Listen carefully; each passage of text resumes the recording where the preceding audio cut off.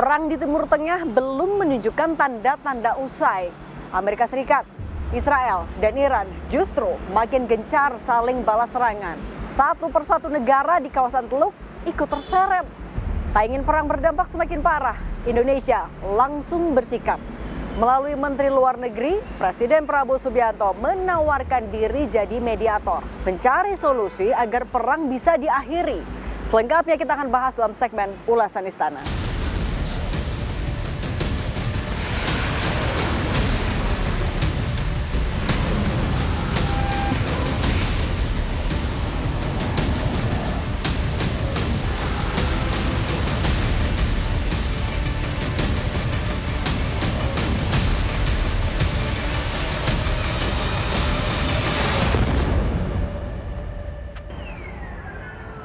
Sabtu, akhir Februari 2026 menjadi penanda genderang perang Amerika Serikat Israel dengan Iran ditabur.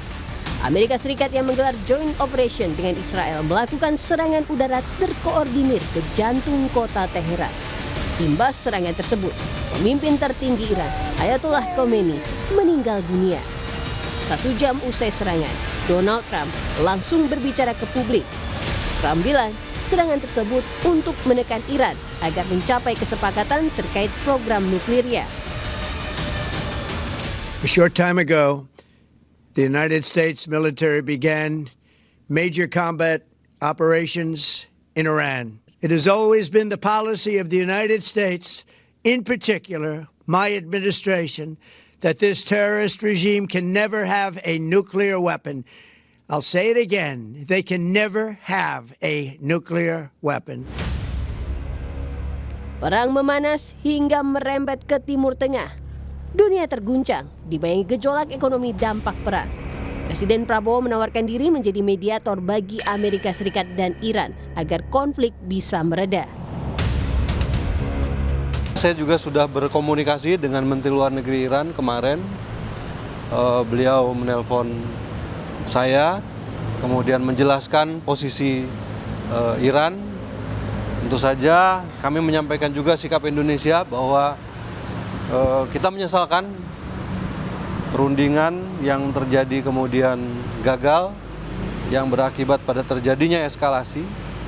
Kemudian kita juga menekankan lagi prinsip-prinsip penghormatan kita terhadap integritas wilayah, terhadap kedaulatan wilayah suatu negara. Kemudian kita juga menekankan kembali pentingnya untuk kembali ke meja perundingan, dan juga yang pasti kami menyampaikan lagi keinginan dari Bapak Presiden untuk menjadi mediator dalam upaya mendinginkan dan menurunkan eskalasi di wilayah tersebut. Sementara itu, kepada tokoh muslim di istana, Presiden Prabowo Subianto menyampaikan akan berangkat ke Teheran, Iran bersama Perdana Menteri Pakistan Shehbaz Sharif untuk misi perdamaian. Perdana Menteri Pakistan bersedia untuk bersama-sama dengan Presiden Prabowo untuk berkunjung ke Teheran. Itu yang diterangkan tadi oleh Presiden. Bagus sekali. Jadi bukan hanya Indonesia. Pemerintah Iran mengapresiasi tawaran Presiden Prabowo yang ingin memediasi konflik. Namun, Duta Besar Iran untuk Indonesia Muhammad Burojerdi menegaskan Iran tidak akan melakukan negosiasi dengan Amerika Serikat dalam mengakhiri perang. و در خصوص پیشنهاد میانجیگری رئیس جمهور محترم اندونزی این پیشنهاد مطرح شد و پاسخ ما اینه که ما هیچ مذاکره‌ای رو از آمریکا قبول نخواهیم کرد. به اونها اعتماد نداریم. ما 3 بار با اونها مذاکره کردیم. به هر 3 بار در پایان مذاکرات یا در وسط مذاکرات به ما حمله کردند و ما تکلیف آمریکای جنایتکار و صهیونیست رو در میدان جنگ تعیین می‌کنیم. Merespons niat Indonesia menjadi mediator, Wakil Presiden Indonesia ke-10 dan ke-12 Yusuf Kala mengingatkan persoalan Amerika Serikat dan Iran kompleks. JK juga bilang Indonesia menghadapi tantangan untuk mendamaikan pihak berkonflik. Niat rencana itu baik saja, tapi ini situasi yang jauh lebih besar masalahnya. Ya, Palestina dengan Israel dengan Palestina aja tidak bisa sulit didamaikan. Karena dunia ini sangat ditentukan oleh sifat dan Amerika. Sayangnya Indonesia telah mengadakan perjanjian yang tidak seimbang, yang sangat merugikan Indonesia. Itu saja kita tidak setara Amerika. Bagaimana mendamaikan orang yang tidak setara? Pengamat Timur Tengah Hasibullah Satrawi bilang, Indonesia tak bisa bergerak sendiri untuk mendamaikan Amerika Serikat dan Iran. Menurut Hasibullah, Indonesia perlu bantuan negara lain, di antaranya Turki dan Rusia. Saya melihat minimal ada 3 negara atau 3 pemimpin yang sekarang kalau ini menjadi trio kerjasama mungkin akan bisa memudahkan kerja-kerja mediasi untuk meredakan perang ini. Yang pertama adalah Indonesia dengan Pak Prabowo yang sudah mengusulkan tadi. Kedua juga Turki dengan Erdogan yang kita tahu Turki juga punya hubungan dekat sama Amerika. Dan yang ketiga menurut saya ini yang bisa juga dimainkan dalam peran mediasi adalah Presiden Putin dari Rusia. Perang di Timur Tengah berlangsung selama hampir sepekan hingga negara-negara di kawasan Teluk. Negara-negara yang terafiliasi dengan Amerika Serikat perlahan jadi sasaran. Pangkalan-pangkalan militer Amerika Serikat di Timur Tengah dibombardir. Dampak perang di Timur Tengah, Iran menutup Selat Hormuz. Akibatnya, lalu lintas logistik dan minyak dunia terganggu. Kepala Center of Wood Energy and Sustainable Development INDEF, Abra Talato, mengingatkan soal ancaman besar akibat perang di Timur Tengah, terutama pasokan minyak dunia ke Indonesia.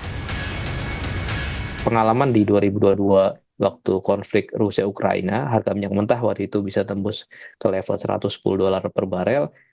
Untuk situasi saat ini resiko terburuknya harga minyak mentah bisa jauh di atas $120 per barel. Sebagai net oil importer, tentu tekanan yang langsung dirasakan Indonesia adalah kebutuhan falas kita untuk impor energi tadi besar.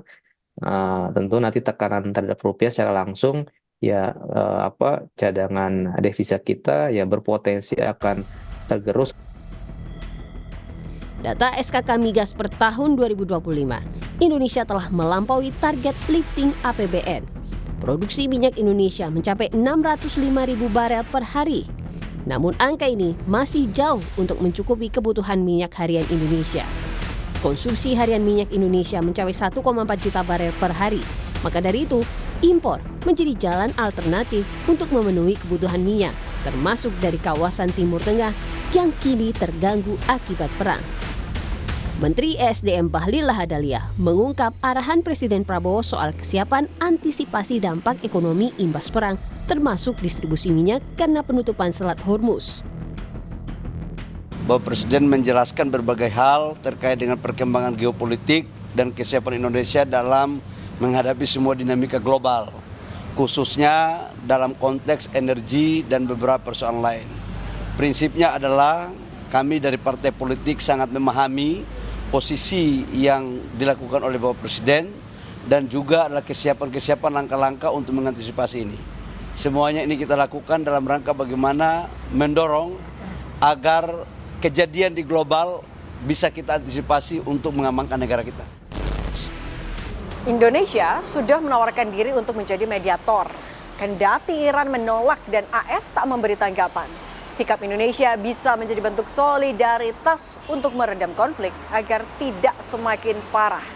Tim Liputan, Kompas TV, Jakarta.